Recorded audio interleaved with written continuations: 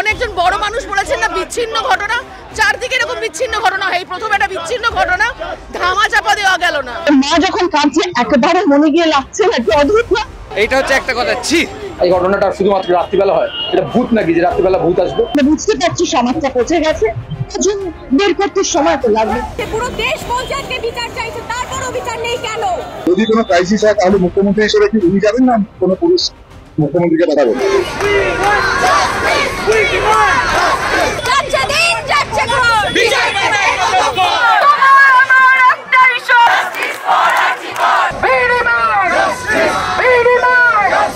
আওয়াজ তুলছে টলিউড, আওয়াজ তুলছে টলিপাড়া। এই আওয়াজ প্রতিবাদের, প্রতিরোধের। ছোট পর্দা দিচ্ছে ডাক, তিলোত্তমা বিচার পাক। এই স্লোগানেই মুখরিত হলো টালিগঞ্জের স্টুডিও পাড়া। ইন্দ্রপুরী স্টুডিও থেকে দেশপ্রিয় পার্ক পর্যন্ত মিছিল করে বিচার চেয়ে সরব হলেন ছোট পর্দার অভিনেতা কলাকুশলীরা। মিছিলে চেনা বর্ষিয়ান মুখেদের পাশাপাশি পা মেলালেন তরুণ তুর্কিরাও। অনেকের কাছেই এই শহর বড় অচেনা। বিচার না পাওয়া পর্যন্ত পথেই চলবে প্রতিবাদ। ভীষণ অচেনা এই শহরকে আমি চিনি না। আমার শহর ভীষণ ভালো, সুন্দর শহর, আমি নিরাপদ বোধ করতাম। দুটো বাবা মাতা সব স্বপ্ন চলে গেছে, একটা স্বপ্ন শুধু বিচার পাবে। মনে লাগছে না বাড়িতে ছেলে মেয়ে নেই? তাদের বাড়িতে তো ছেলে মেয়ে আছে। তার মা যখন কাঁদছে একেবারে মনে গিয়ে লাগছে না, একটু অদ্ভুত না? যে শুধু বিচার, মানে মেয়ের বিচার, শেষ সময় কান্নাটা হয়তো আমি শুনতে পাইনি, সবাই শুনেছি আমরা এটা। যারা এই ঘটনার সঙ্গে জড়িত তাদের মনে লাগছে না, বিবেকে লাগছে না। কনিনিকারও কিন্তু একটা মেয়ে আছে বাড়িতে। একেবারে তাই। কনিনিকার মেয়ে কি সে?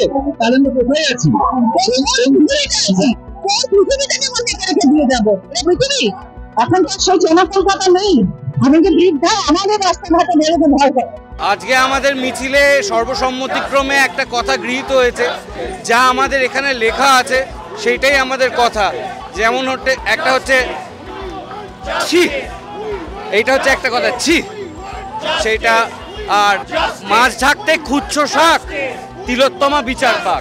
হুট করে কোনো জিনিস হয় না, যখন একটা আওয়াজ ওঠে তখন তার বিরুদ্ধে, যখন আমরা একটা লড়াই শুরু করেছি, হুট করে এই জিনিসটা সলভ হওয়ার নয়, আমাদের অপেক্ষা করতেই হবে, ধৈর্য রাখতেই হবে এবং এই শটটা চালিয়ে যেতে হবে। এটা খুবই লজ্জার, খুবই অধৈর্য হওয়ার মতো একটা ব্যাপার। আজকের দিনে যেখানে সায়েন্স ডিটেকশন, যেখানে ফরেন্সিক এত এগিয়ে গেছে, কেন এতটা সময় লাগছে, এটা আমাদের কাছে আশ্চর্যের। আজকে এত বড় ঘটনা ঘটার পরে সবার আমরা সচেতন হয়েছি, বাট এরকম I am sure hundred and millions of cases হচ্ছে যেটা রেজিস্টার হচ্ছে না। নিজেরা চোখ খুলুন, নিজেদেরকে প্রশ্ন করুন কেন হচ্ছে, সেটা নিয়ে দরকার। মনুষ্যত্বর হুঁশ নিয়ে তো দুজনের, সেটা আমাদের দুটোই আমার হচ্ছে হারিয়ে যাচ্ছে কোথাও। প্রগ্রেস কম হচ্ছে, রিগ্রেস বেশি হচ্ছে। আরো 15 দিন চলে যাবে, আরো 15 দিন চলে যাবে, তখন সবাই আবার সব ভুলে ঠাকুর দেখতে বেরিয়ে যাবে, হাত ধরাধরি করে ছবি তুলবে, সেলফি তুলবে, ব্যাস হয়ে গেল। আর কি চাই? কিন্তু আমরা ঠিক করবো, আমরা ঠিক করে গেলে বিচারটা ধামাচাপা পড়ে যাবে।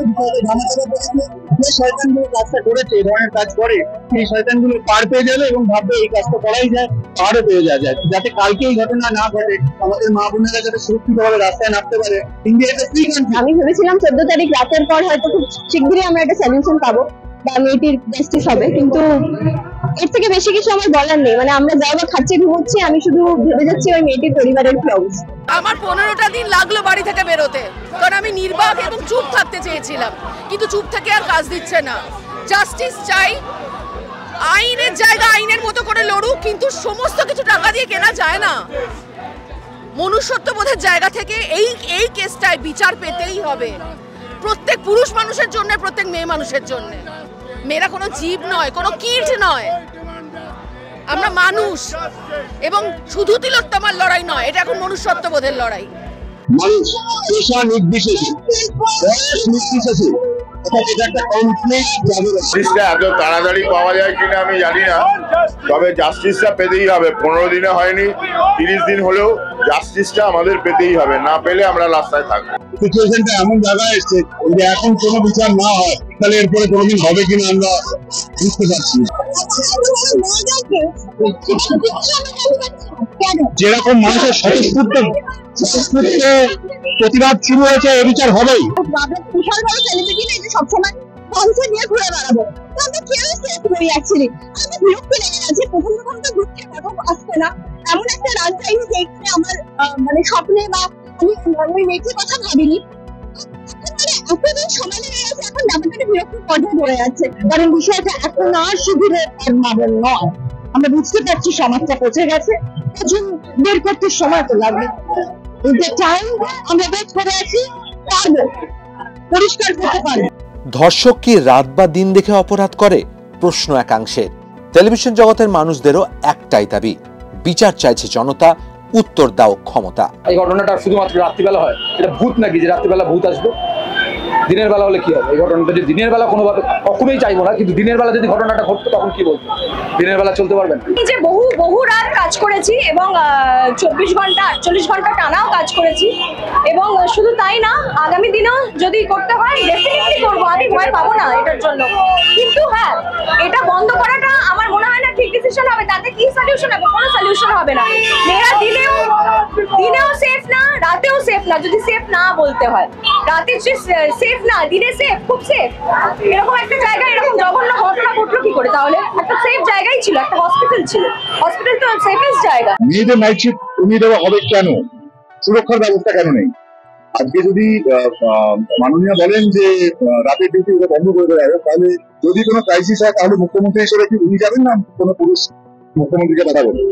এটা আমাদের উপর দুটো বিষয় আছে। এটা একদিকে সহানুভূতির সাথে হতো যে আহারে মেয়েরা বাড়িতে রেস্টিং, সেটা একরকম হতো।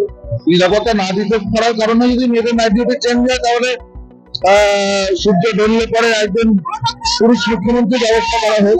কারণ এটা পুরুষের সমাজ নয়, এটা পুরুষ মহিলা উভলিঙ্গ সবার সমান, এখানে সবার সমান রাইট আছে, অধিকার আছে। আমি সীতা নয়, আমার লক্ষণ রেখা তুমি টানতে পারো না। সোনার হরিণের লোভ নেই, আমি বেরোবো না। আমার লক্ষণ রেখা আমি জানি, আমি কতটা যাব কতটা যাব না। তাহলে কাজকর্ম করবো না, বাড়িতে বসবো, কে খাওয়াবে ভাই? নাইট ডিউটি হলে কি আমি কাজ বলবো শুটিং করতে আসবো না? আর শুধু রাতেই কি হয় গন্ডগোল? দিনের বেলা গন্ডগোল হয় না? অনেকজন বড় মানুষ বলেছেন না বিচ্ছিন্ন ঘটনা, চারদিকে এরকম বিচ্ছিন্ন ঘটনা হয়, প্রথম একটা বিচ্ছিন্ন ঘটনা ধামা চাপা দেওয়া গেল না।